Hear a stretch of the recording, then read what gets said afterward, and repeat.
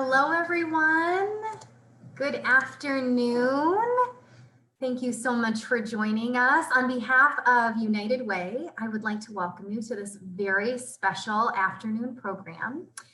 We continue to be inspired and encouraged by the work of Dr. Martin Luther King Jr. and his very important call to serve, to take care of each other, to treat each other with respect, and to fight for justice.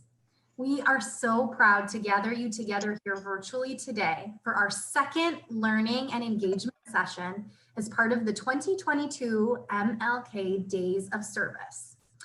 You may have already participated in one of our events or our curbside caring volunteer experience earlier this month, and we just want to say thank you and we're glad to see you again. If you are just joining us today, you are in for a treat. In just a moment, we will hear from our incredible facilitators, Justin Ponder and Tamira Washington.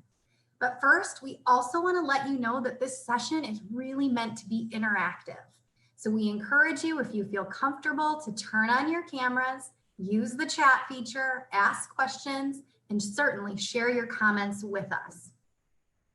We'll work to really address and answer any and all of the questions throughout the program toward the end of our time together. So hold those questions tight. Today's program and the remaining MLK Days of Service virtual events would not be possible without our sponsor, Rockwell Automation. They continue to show our community what doing good looks like and invite the community to take part in transformational experiences just like this. Thank you so much, Rockwell Automation. Many of you received decks of conversation cards. Certainly, if you received them, keep them handy and near you as we'll refer to them throughout the session. If you haven't yet received them, or if you just signed up today, yay, we're glad you're here and know that you'll be getting your materials soon, but you don't physically need them to participate today. With that, I would like to again welcome you on behalf of United Way. Thank you for making the choice to be here. I would now like to introduce Justin and Tamira to take us through today's activity. Well, first of all, thank you so much, Carissa, for that amazing introduction. I just can't stress enough how happy and grateful we are to be here with you all today. So thank you, United Way of Greater Milwaukee and Waukesha County, and thank you, Rockwell Automation, for this invitation to join you all today. And so just a little broad overview of what we're going to be doing today. Our objective is to go over how you can have constructive conversations about race, specifically using these amazing Uplifting Impact, How to Talk About Race slide deck that you all should have already received. And so, like Carissa said, if you have not yet received them, you will be receiving them soon. You do not need them to participate today, but we are going to be using this as a guide on this training for how to talk about race. And hello, everyone. I'm Justin Ponder. I'm the Chief Information Officer with Uplifting Impact. I'm excited to be here with you, but I got a few things in addition for preparation for you folks to be prepared for. So first off, like Carissa said, be prepared to use the chat. So please go to the chat and why don't you make a smiley face? We'll give 1 trillion points to the best smiley face in the chat. I'm gonna warm it up. Feel free to use that for questions, for comments, additions, subtractions. Hello, Lori. Hello, Anne. Good afternoon, Lindsay. Hello, Matthew. Hello, Carissa. Hello, Beth. Hello, Amy. Oh, Sydney's got a cowboy hat. I think that might be the one to beat. Oh, Mariah's got a clown. All right, I'm giving this one to Mariah. What do you think, Tamira? I don't know about clowns, but I'm Mariah. I'm going to give it to Mariah too. And in addition to the chat, please also be prepared to free write. We'll present for a little bit 5 big tips for how to use these awesome slide decks. But during that, right after that, we'll have time for you to free write in response to a question, to think about your ideas, to think about how you can, before you go into conversation, before we put you into breakout rooms, we'll give you opportunity to free write. And I'll even tell you ahead of time what we're going to have you free write on, so as you can start thinking about. And I will post it in the chat.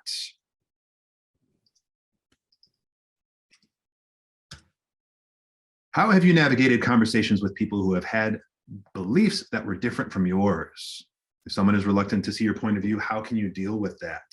So that's one of the questions in the slide deck, but it's also a valuable question that we'll explore today. So you can immediately begin thinking about that now, but do know after we present, there'll be dedicated time where we'll come off camera, play some music in the background, and give you time to write nonstop your personalized individual answers to that.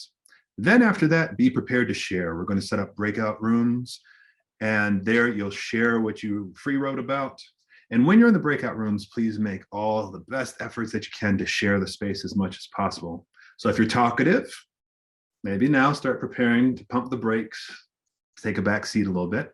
And if you're quieter, maybe start pressing on the gas to lean in a little bit more, because to answer this question, to make the conversations that you folks will go out into the world to make them as effective and meaningful and transformative as possible, we need to have as many voices heard during our time together as possible.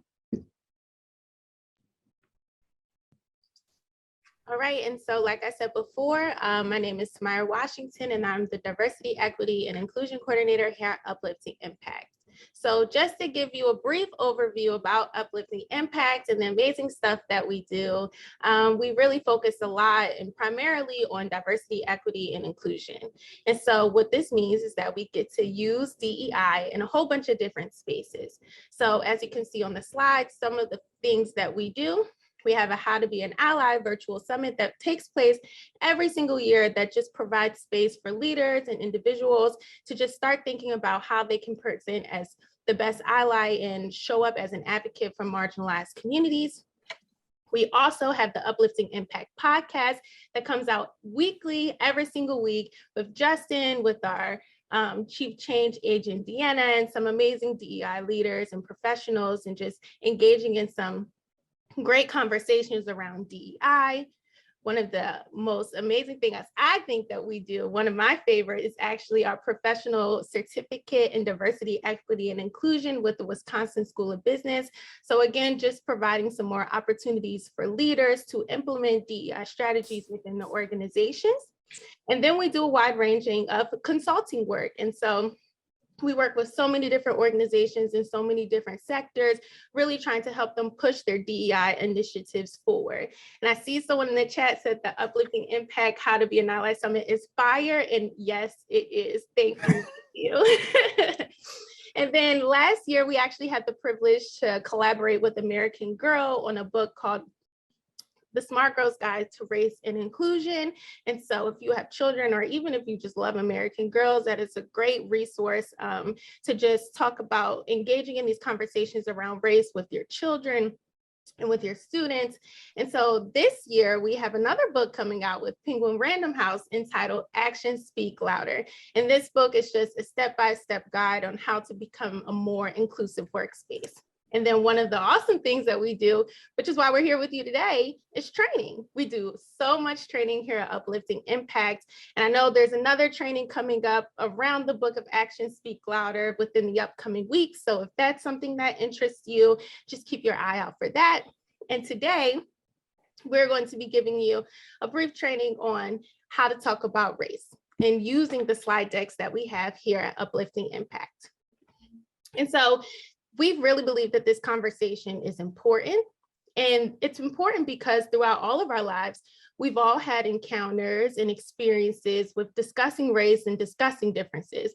And these encounters shape how we'll engage in that conversation for the rest of our lives. You know, personally for me, I've always noticed race. I've always noticed differences, even at a young age. And I've always had questions about them. You know, growing up in the Philadelphia area, my parents really saw fit to pull me and my siblings out of the public schools and place us into private schools in order for us to have a better education. And so, although I'm forever grateful for my parents to provide us with that opportunity, one of the things that I noticed really quickly were that there weren't a lot of kids who looked like me, you know, there weren't a lot of faculty that I could see myself in. And so with an environment, like any environment that is different than the ones that you are accustomed to, you start to ask questions, you know, why is my hair texture so different than everyone else's? Why don't they listen to the same music that I do? And then I also ask very strange questions for an 8-year-old, like, why isn't anyone reading Zora Neale Hurston, or why isn't Toni Morrison on a book reading list? But the one thing that stayed true is that my parents would relentlessly remind me that, I was there to learn. I wasn't there to ask questions, and that my job was to get the best education that I could get. And so quickly I learned to ignore the obvious things that made me different in order to relate to my peers and relate to my faculty more. But what happens when you do not talk about race is that you condition everyone to believe that race is dangerous and that it's divisive and it's scary and that it's rude to talk about, especially at the dinner table. And so we start to believe that talking about race is what causes racism. So the solution is to not talk about it at all.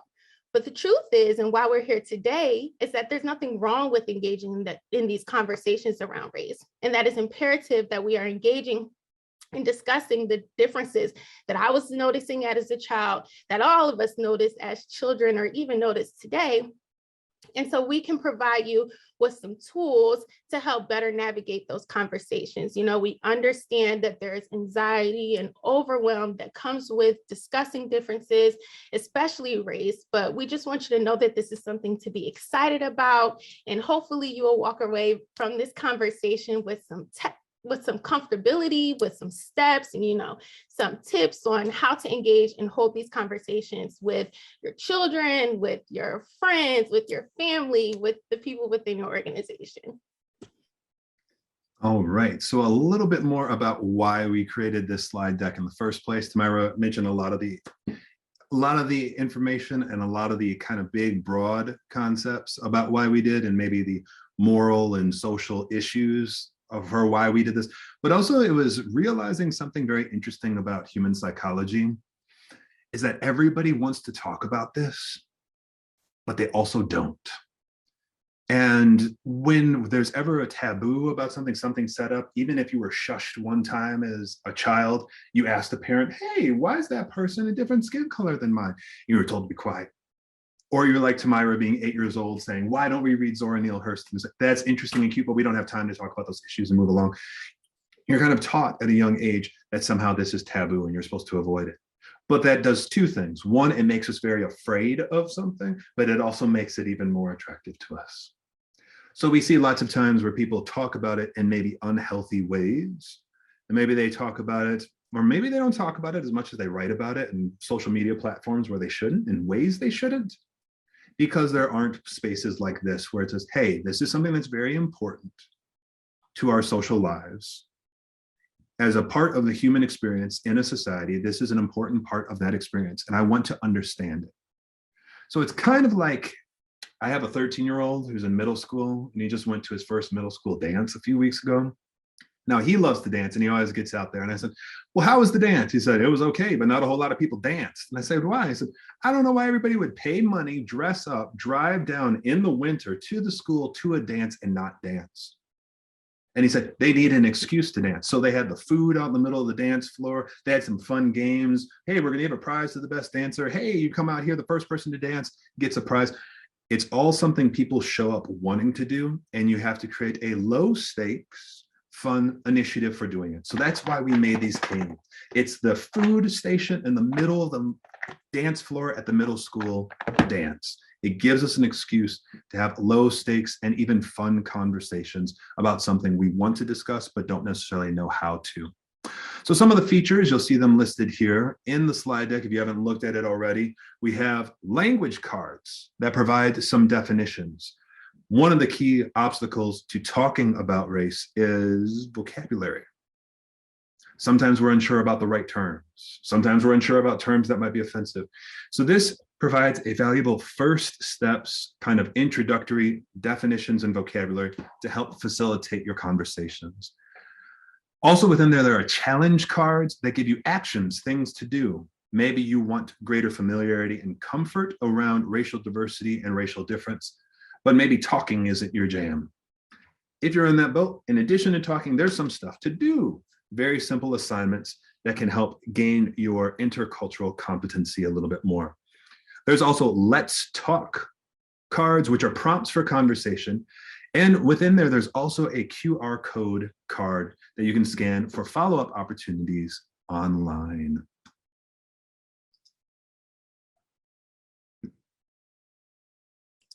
So we just want to give you a quick overview before we get into the fun stuff of this conversation around what the plan is for today. So just as a high level overview, we're going to go through 5 tips on how you can use this slide deck and engage in these conversations. Now, we know that there are a gajillion ways that you can engage in these conversations, especially when you're using something like a slide deck. And if you love games, like I love games, the first thing when you see a slide deck is, let's play Taboo. But we just want to give you some of the best tips that have worked with us and worked for us when engaging in these conversations. And then we're just going to leave you some time to practice doing it. So we're going to give you some tips, we're going to talk a little bit, and then we're going to let you practice. All right. So is everybody ready? Okay. You need a drum roll? Tip 1, prepare. So our tip number 1 is to prepare. And in this, we have check yourself. Do not assume that just because you want to have the conversation, you are somehow above it and that you've already covered all your bases. Maybe this is the 20,000th training like this you've been in. Maybe you've read all the books. Maybe you've read all of Zora Neale Hurston's stuff and Toni Morrison's and everyone else in between. Still check yourself. Note and be honest that you have assumptions.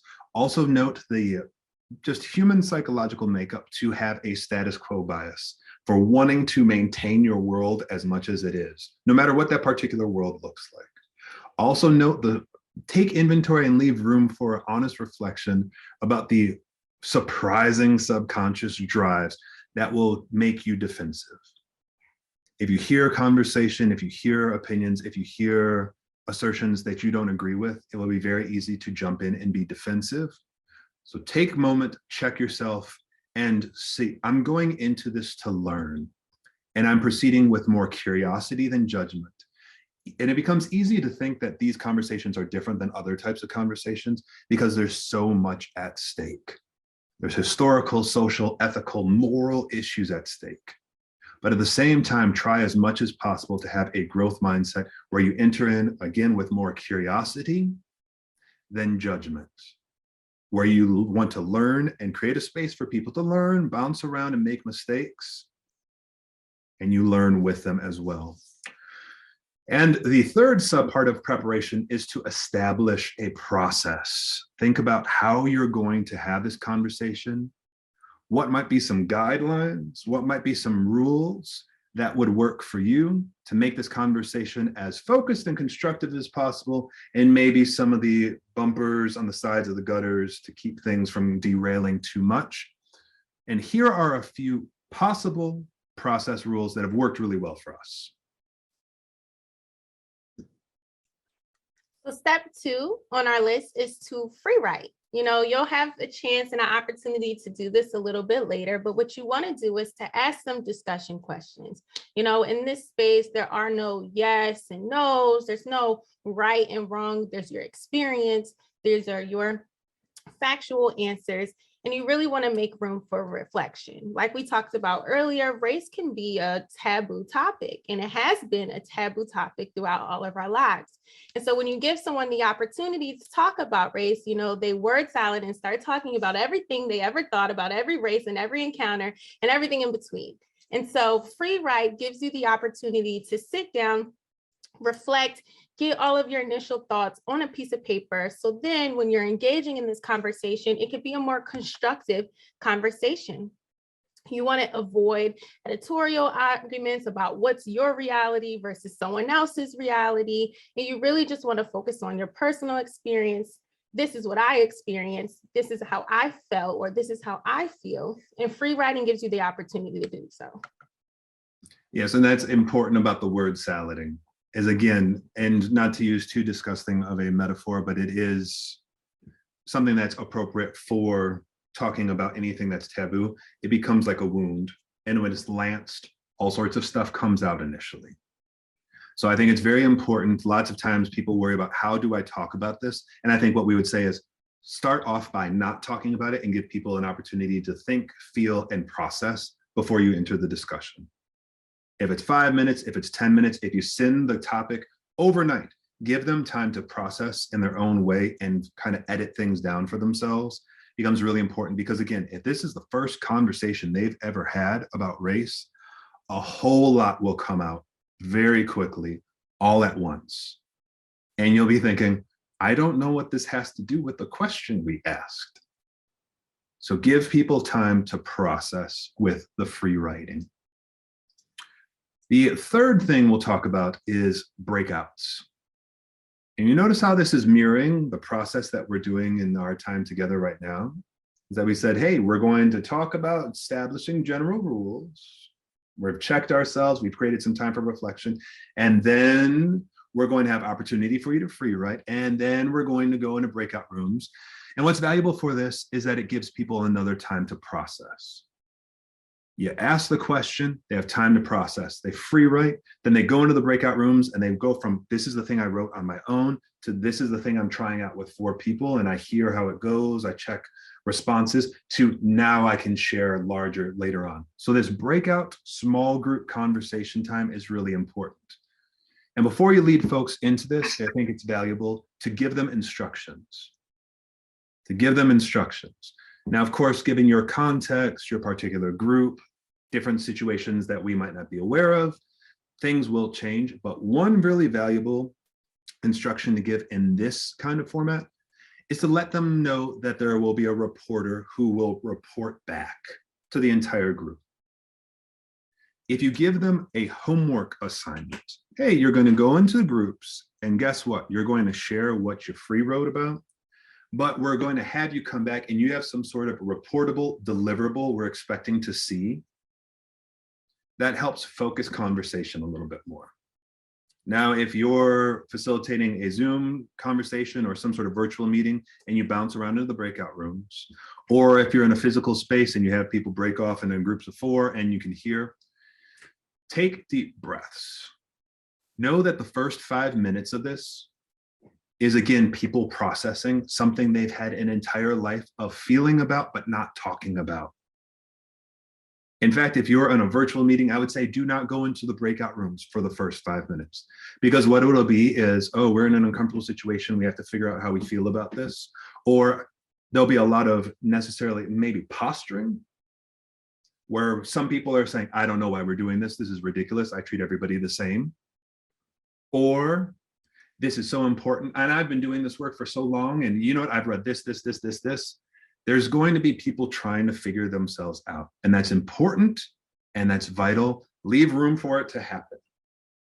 But one of the valuable things about the instructions to give a reporter is, we're going to have you report back with, what did you learn? So even all the conversation that might happen, and however much time you give in the small groups, letting them know, eventually you're going to have to answer the question, what did you learn? That helps direct things a little bit, but not so much that the conversation becomes stilted.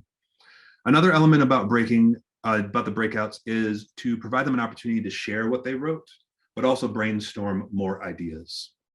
Depending on the group that you're with, maybe their comfort with this, maybe the context, if you're worried about conversation going too far afield or being really high stakes and really volatile, maybe give the instructions of, we're going to have everyone go around and read what they wrote. And nobody's going to speak twice until everyone who wants to share has gone around and read what they wrote.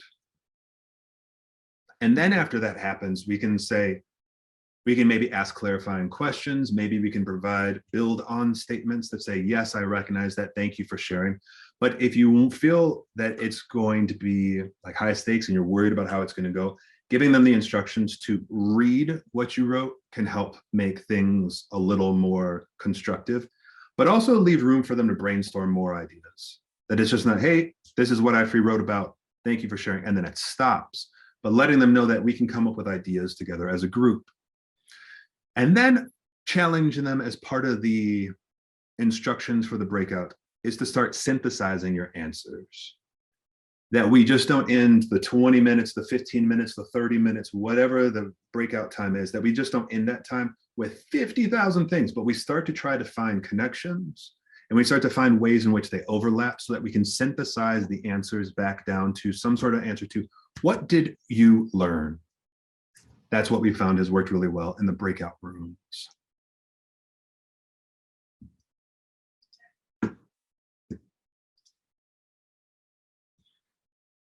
And our fourth tip is to go from the breakout rooms to larger discussion.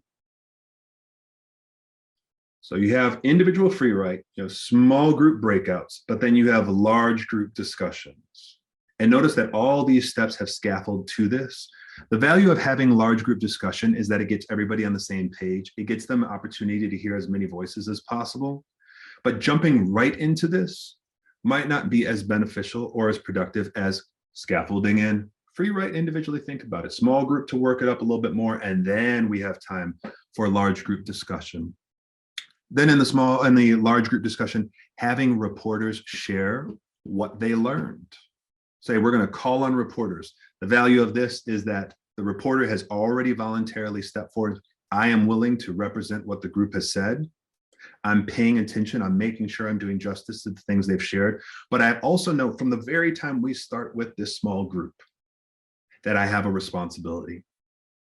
So they've been preparing for it. They're kind of editing themselves down rather than, all right, you went in small groups, back to the big group. All right, now what did people have to say? And then it's somebody who just, oh, I'll say something, and they haven't necessarily thought through it. They unmute themselves, they come on screen, and then again, they're word salading. So this gives them opportunities to think about the context, to think about the ways in which to make their conversation most constructive. And also it avoids the awkwardness of people talking over each other, especially in Zoom calls or other virtual meetings. It's like, okay, now room one, this was this person, this person, this person. Can your reporter please come forward and share what you had? And then ask them, what did you learn? Again, to constantly focus it down so that they're not word salading and they're not spiraling off. It says, all right, what did you learn? Another vital thing about this is have some sort of facilitator take notes on each. When we come back, I'll do that. I'll be taking notes and I'll share them back. The value for this is that it gets all the information and it organizes it out. Notice none of these steps prescribe what anyone can think or say. It does not tell them what to think about race. It does not tell them how to feel about race, which is very important. But also note, all of these are focused on the structure of the conversation to set people up for the most success so that they can be their best selves. They can invite other people to be their best selves. And what we found is that this avoids a lot of the conflict that happens in other conversations. And having facilitators take notes kind of formalizes everything. It brings and catalogs everything that's been said so that the ideas go somewhere and they continue to live, as opposed to we talked about it and it never went anywhere. This is, we talked about it and now we have a catalog of it. Which brings us to our last one. And our fifth and final step, like Justin said, is connect. And so you've been through a lot throughout this process. You know, you prepared yourself and you prepared your group around what you were talking about and what your goals were.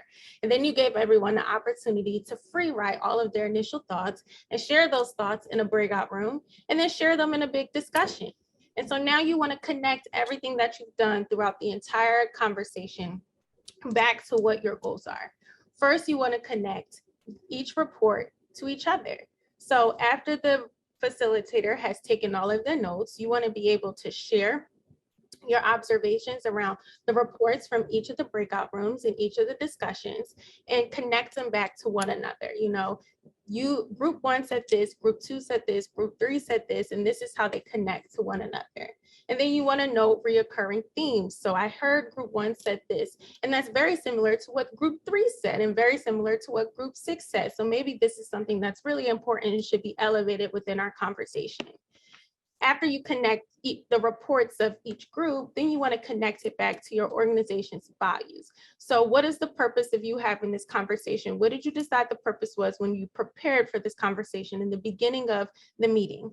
And whatever that purpose was and whatever the organization's mission, vision, and values are, you want to connect the outcome of this discussion back to that. So we said this is what our purpose was, and this is how everything that we've done today and everything that we talked about connects back to that purpose that we set in the very beginning. Or this is what our organization stands for, and this is what we value. And so this is how everything we discussed today connects back to those visions and connects back to those values. And it also helps make sure that you are staying on path with your conversation and you're not going in 5 million different directions, but you're really narrowing everything down to what the purpose really back to the purpose, what the purpose of us engaging in this conversation is. And then finally, you want to connect back to improving, this is what we learned today. So given what we learned and given what we discussed today, how can we improve? What are our next steps? How can we take everything we talked about this today and be a better person, be a better team, be a better organization? And how can everything we talk about today elevate us? So our last and final step is to connect, connect, connect. All right. So to recap all these things all in one slide, and also to put the free write question there, all condensing everything, right? Like Tamara told me, just connect, connect, connect. So here it is. Step 1, prepare. 2, free write. And notice if you're not about free writing, maybe create some space to reflect on the question. Then breakout, creating opportunities for small group discussion. Then moving to large group discussion, but then making sure that it just doesn't end on, hey, we had an interesting conversation that went nowhere. If you want these conversations to be transformative, that number 5 is enormously important. You have to give them the tools to connect to other things so that they can transform what they do. If you're having these conversations with your work teams, then okay, what is our objectives? What is our mission, vision, values? What do we value as a team? And how can we connect what we learned to that so we can be better at what we do? If you're having the conversation with your family, the same thing is relevant. What are our mission, vision, values as a family? How can all this stuff we just discussed, how can this connect to who we are as an organization? And how can this help us become better at what we are and improve? So now that we've had you go through this process, we've kind of talked through it, we're actually going to do it. We've already prepared you. So now we'll have the free write. And for this exercise, just write nonstop your personal answers to this question. And again, like Justin shared the question earlier, but just to go over it one more time, the question is, how have you navigated conversations with people who had beliefs that were different from yours? If someone is reluctant to see your point of view, how can you deal with that? So that is the question you're going to be used for your free write. All right, so then we will go off camera. We'll put on some music. You can enter in your quiet focus space and free write nonstop your answers to this. But before we do that, are there any questions about next steps?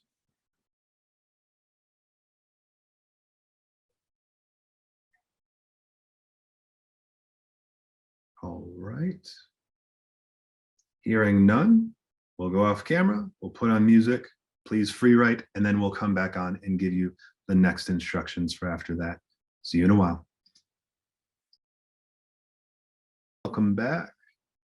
I think everyone's made their way through the internet tubes and they're back in the main room. So now we have that last portion where we connect. So we're going to discuss, and I'm going to take all sorts of notes, and then we'll do some connection afterwards. And really, it's, you notice we're kind of like feeding two birds with one fountain, where we're doing the thing, but we're also brainstorming ideas about how to do the thing better. We're actually going through the conversation, but our free write question is, how can we have these conversations even better? So you like how Tamara orchestrated that whole thing together? Kudos to her. All right, so let's start with room one, please. That was Anne, Kelly, Diane, and Sydney. Can your reporter please unmute, come on camera, and why don't you give us your top three?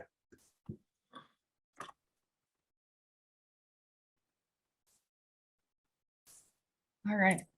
We didn't determine who was going to report out, but I was the recorder. So I'm happy to do it unless someone else would like to. We really kind of laid it out in two different ways, and mentioned to start off the conversation that she put it into two different categories, what went well and what went poorly, which I really liked looking at it from that way.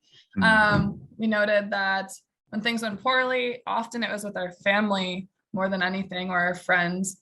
We seem to regress, react quickly, we're defensive, we raise our voices, disengage. When things went well, we approached it slowly, took a deep breath, we ask questions, we listen, find a point of commonality, and agree to continue the conversation. we also kind of shared that it's important to approach these conversations based off of our own experience and use I statements like, I believe this because of my experience here or what I've researched, rather than just stating something to be factual, like this is the way it is.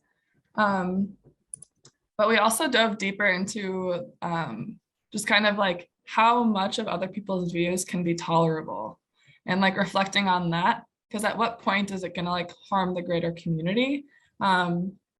So we dove into that and just kind of realized that it's not only in conversations around like race and equity, but like also a lot of other topics have become just kind of fraught discussions too.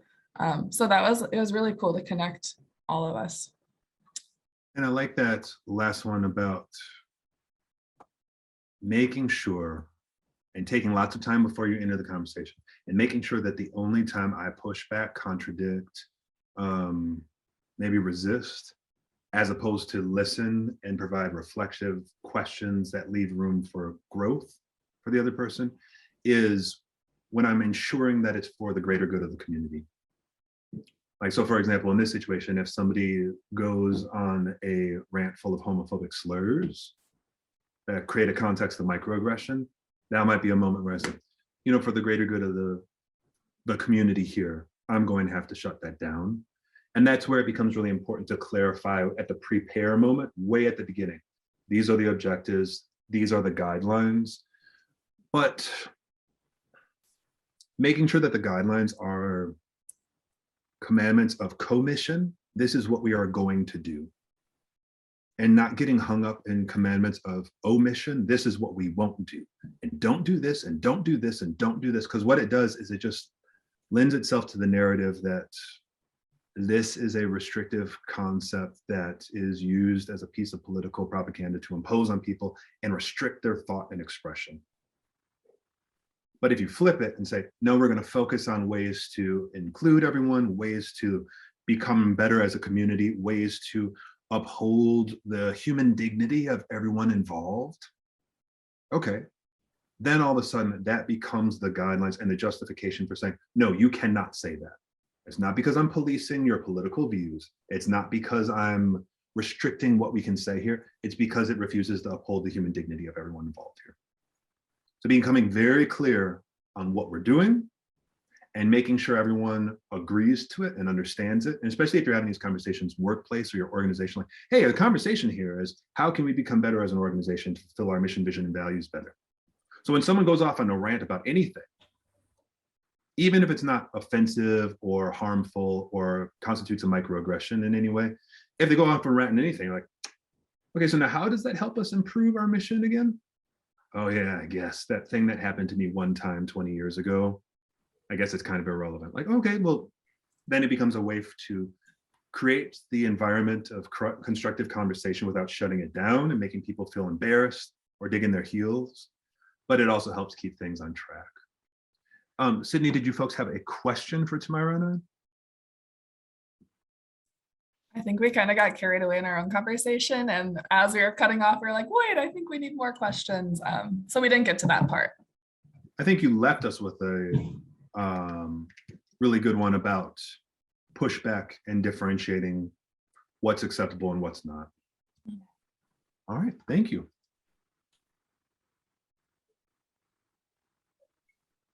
All right, so room 2, we have Jane, Lori, Megan, Bree Hack, I'm sorry if I pronounced your name wrong, and then S. Jacques. I'm so sorry if I butchered that. You did fine on Rehack. My name's Becky, and I was our recorder.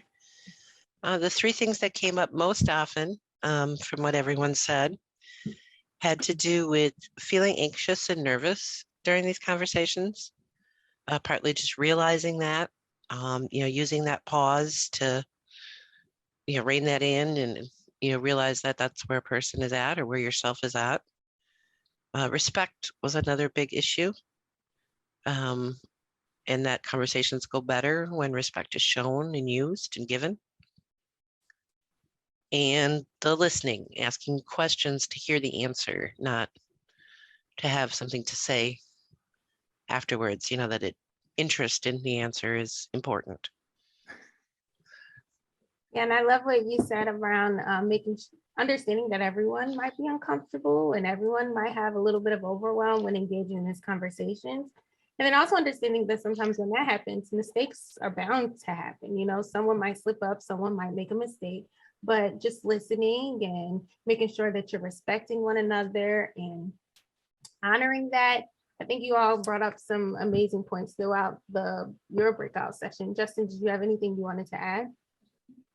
I think essential to that about making room for mistakes is going back to what the previous group said about promise to continue the conversation later. And I like what Brianne said about pausing to honor your feelings of anxiety and nervousness. And I think honoring them and celebrating them as indicators of your virtuous intentions, that you want to do well. So that anxiety is good. And to recognize it, to make room to recognize it, because if you didn't care who you hurt, you wouldn't feel anxiety. But the very fact that you feel anxiety is an indicator that you care.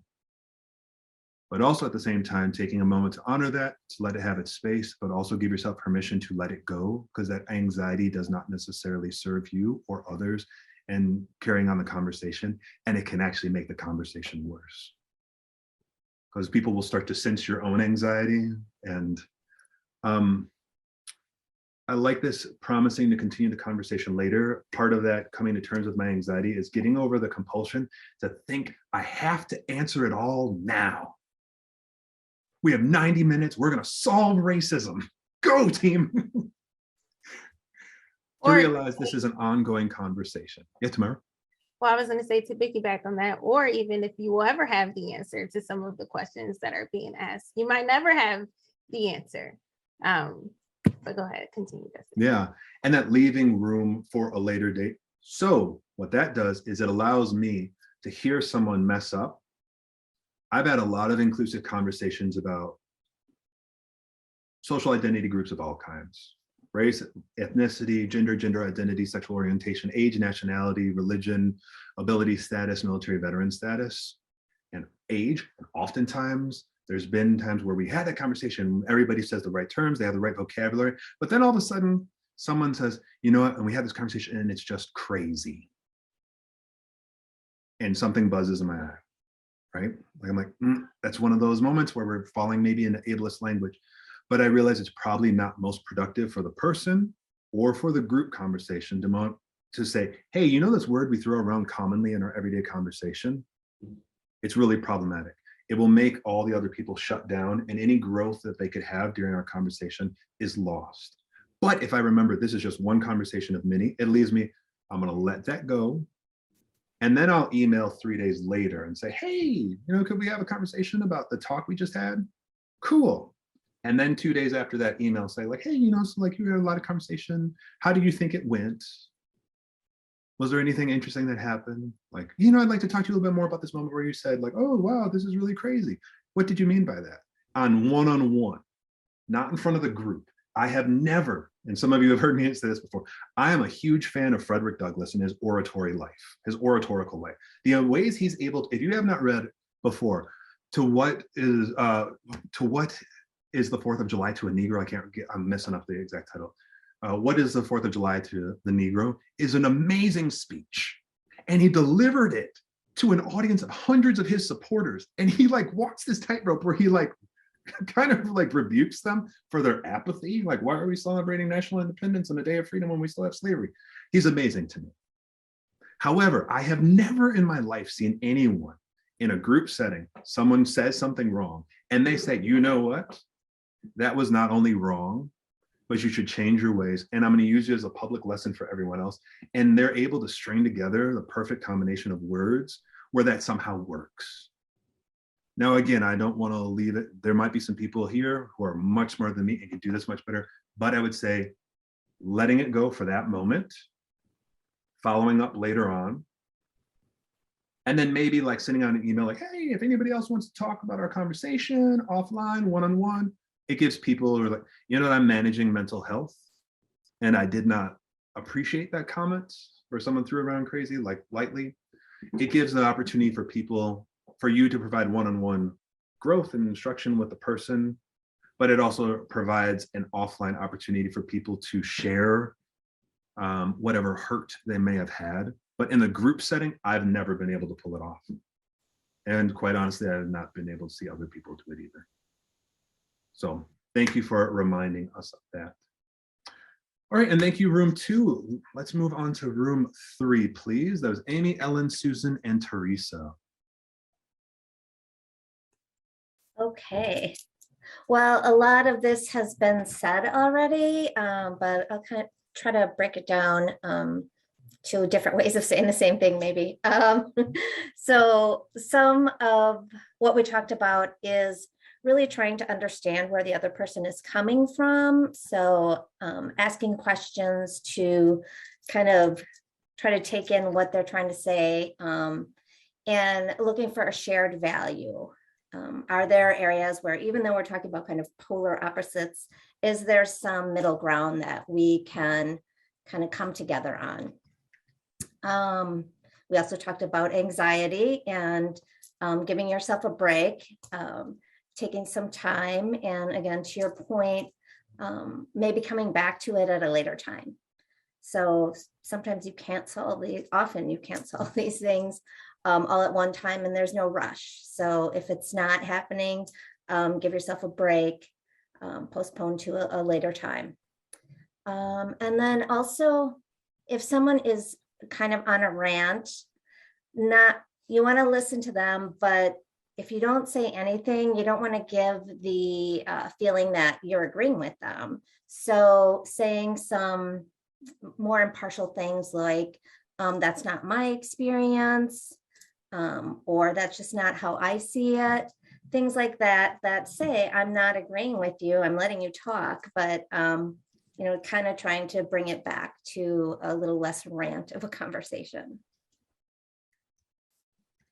Thank you. We kind of ended too, we talked about how we've had some friend breakups over different issues throughout, especially in the last 2 years, but through many years. And then our question was like, what do we do if we're really at an impasse? We cannot find that common ground. Is it okay to have a friend breakup? Is there other things we should be doing? Myra, would you like to start? Well, first, I want to say thank you for sharing. And I think, there are a wide range of feelings and emotions and ideas and experiences that can be brought up, especially when you're having a conversation around race. I appreciate what you're saying around, you might validate someone's experience, but you might not necessarily agree, or that might not necessarily be your experience. I always think, again, I don't mean to sound like a broken record, but always reverting things back to the purpose of why you're engaging in this conversation, why you're engaging in this relationship, whatever it may be. If the purpose of us having this conversation is for you to understand me better and me to understand you better, and what you're saying is not helping me understand the purpose of the conversation, again, like we said, connecting everything back to what the purpose of the conversation is. So if you're having this in an organization setting and someone is going on to a rant that is not productive to what the purpose of having this conversation is, I hear you, I recognize what you're saying. So what about the purpose? So how does that reflect why we're here today and what we're talking about? So just giving yourself the opportunity to really set those goals and that expectation, so the conversation does not go in a million different directions and what it can end up going into those directions. And Justin, I know I can see it on your face that you have something to add, so I'm gonna let you talk as well. You've literally said it all. So, I have nothing to add. Thank you. All right, thank you, room 3. We'll move on to room 4. Those Mariah, Natalie, and Matthew. Hi there, this is Matt. One of the common themes that all 3 of us experienced was a bit of an evolution. We all started in a very homogenous communities. And as we've gone to college or got jobs, that's when a lot of our experiences, diverse experiences have occurred. And so that was a very interesting thing that we've all evolved. And when we talk about these navigating of conversations, some things we talked about was, again, as part of this evolution, initially, there was a lot of avoidance of the topic. And now we are in a position where we want to engage more, and a lot of techniques we use are talking about asking questions. And why do you believe this? What is your, why do you think that, what is your perspective on that?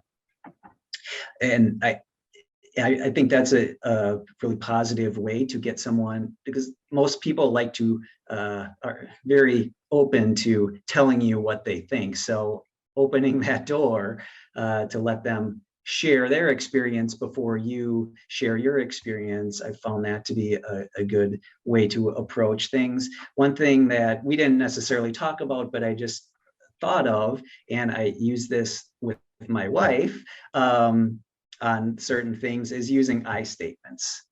I believe this, I think this, as opposed to being more attacking and you should act this way, you should say this thing, you should believe this. So I think that's one thing. And I guess, challenging others by asking questions. One thing that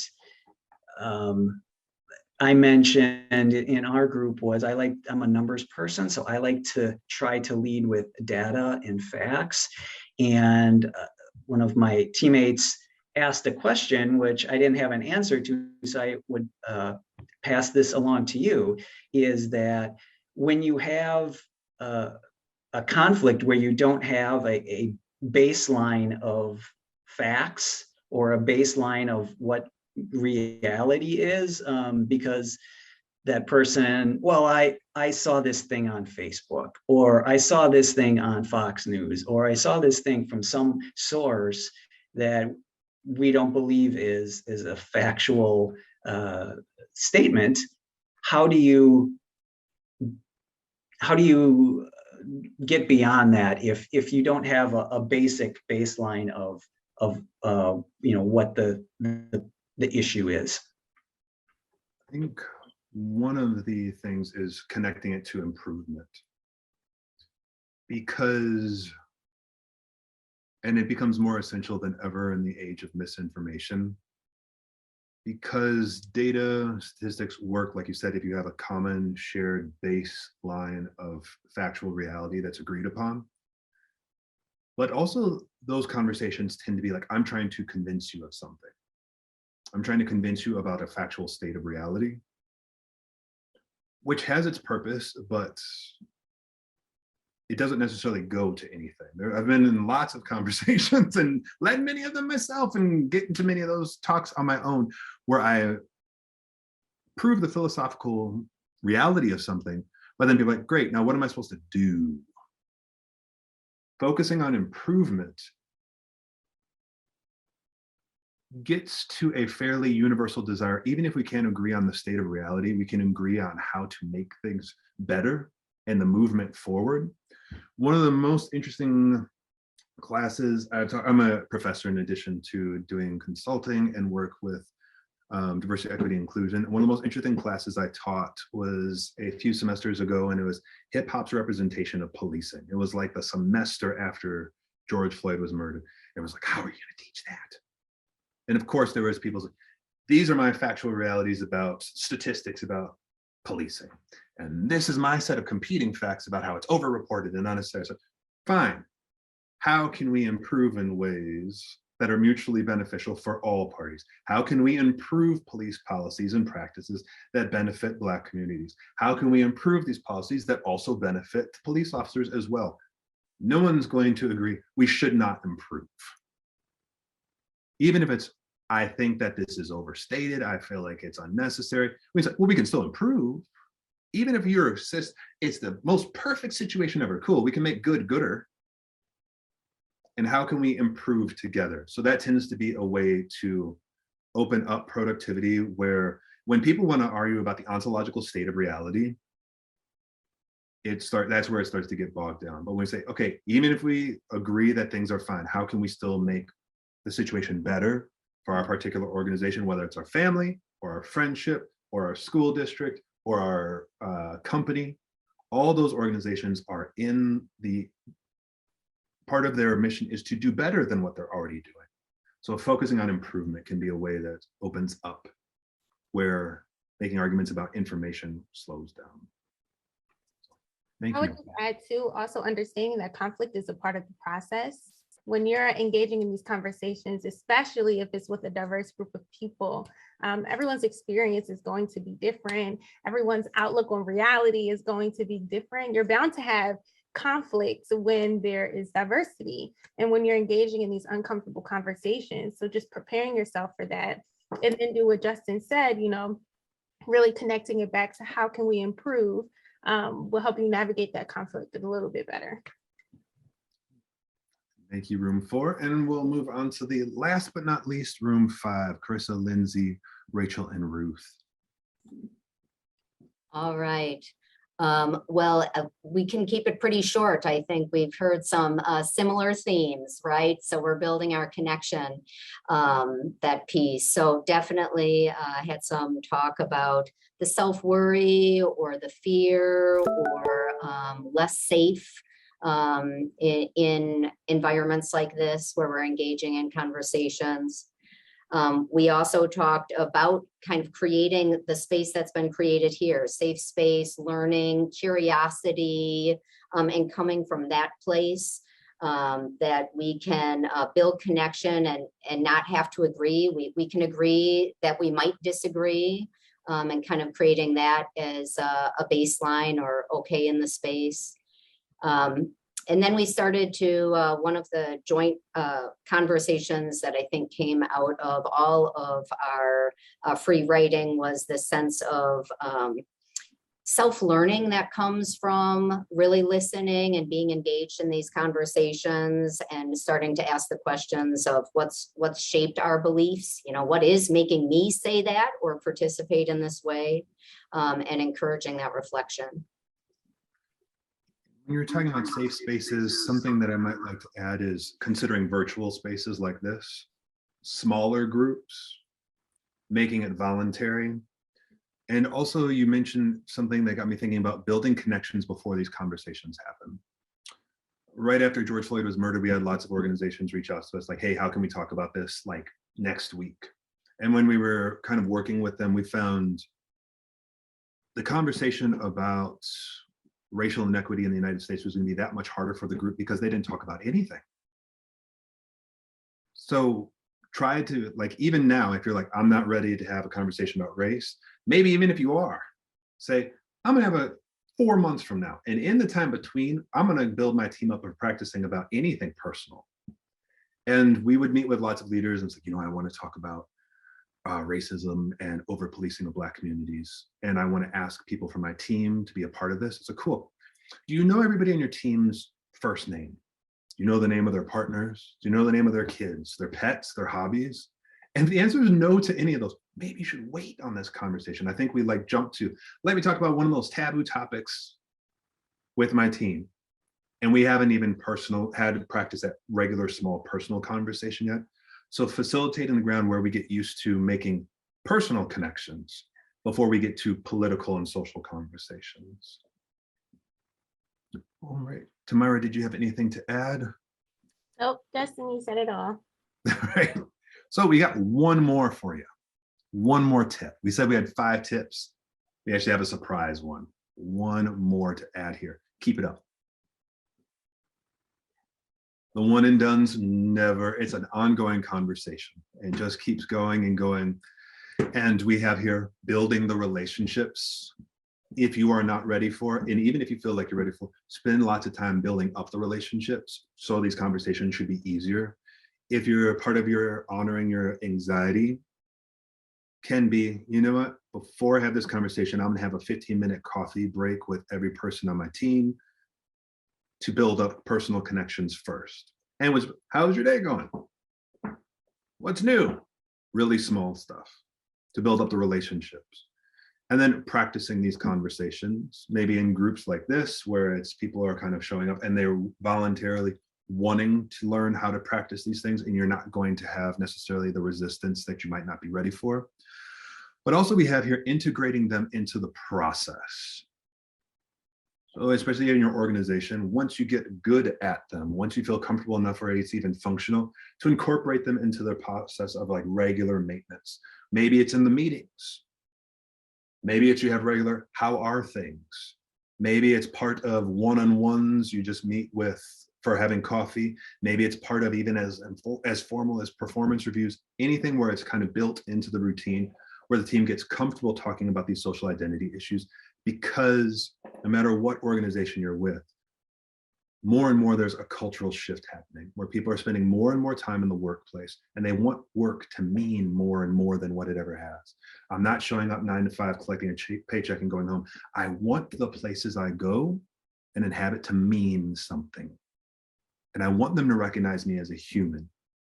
And what we're finally becoming more aware of and accepting is that an essential part of being a human is also what makes us different. It's also, I am a human, but I'm not an abstract human in a vacuum. I'm a human that has a racial ethnic identity, that has a gender, that has a gender identity, that has a sexual orientation, an age, a race, a nationality, a language, a religion. I have these social categories. So increasingly, more and more people and organizations want to talk about these things as an essential part of humanizing themselves and humanizing others. So finding ways to integrate it into your process as a ways to recognizing the humanity of all your team members is fundamental. So in addition to this, keeping it up, I would like to thank you and for this time on maintaining this practice and building up some skills. Tamara? I couldn't find a mute button, but yes, thank you so much for just engaging in this conversation and just being willing to be authentic and ask your questions and engage in this conversation with one another in your breakout rooms. Like Justin said, if you just keep practicing and intentionally trying to incorporate these conversations in your everyday life, the more comfortable you'll get with it. So thank you for giving us some time to share these strategies with you. Thank you for joining us. And so with a few more suggestions or further strategies, we'd like to invite Carissa back to the floor because she'll have some next steps and some suggestions for you all as you move forward in the next step of your process. Awesome. Thank you so much, Tamira. I just want to make sure we first say thank you to our wonderful guests who led us through this experience, your positive energy, your tips, your insights, and just creating this really safe and comfortable and inviting space for all of us. We truly so appreciate it. Thank you, Justin and Tamira, for joining us. And thank you to all of you for stepping outside your comfort zone, for engaging in conversations with many individuals you've just met for the first time. We appreciate you taking on this opportunity. Wanted to remind you of a few quick things that are coming up should you be interested in sort of keeping these learnings going. The date is still to be determined, but our third interactive virtual learning session of our 2022 MLK Days of Service is going to be Actions Speak Louder, Becoming a More Inclusive Workplace. So this event will be coming up in March. Watch for details very soon. I will be sure to send them out to this group. It'll be about an hour-and-a-half long session again, perfect for people managers, HR directors, DEI executives, anyone in a role of leadership, of influence, or certainly anyone that just wants to talk more about leading a group towards becoming more inclusive. It's going to be a phenomenal session. You're also going to learn more about United Way's critical work in reducing barriers to employment and advancement, and how that really also folds into our racial equity work, which is very important and very much on the forefront right now. You will also be hearing from us once a week for the next 4 weeks. It's going to be a nice refresher email and give you a quick easy next step that you can take to continue this journey, to just learn more about others, to become more inclusive, more aware, how to open yourself up more to these types of conversations. So stay tuned. We look forward to this journey with you. I will be sure to send a follow-up email as well, and hopefully we can share the slide deck from today so that you feel armed and ready to take on those conversations with those around you. So again, on behalf of United Way, thank you so much and enjoy your afternoon.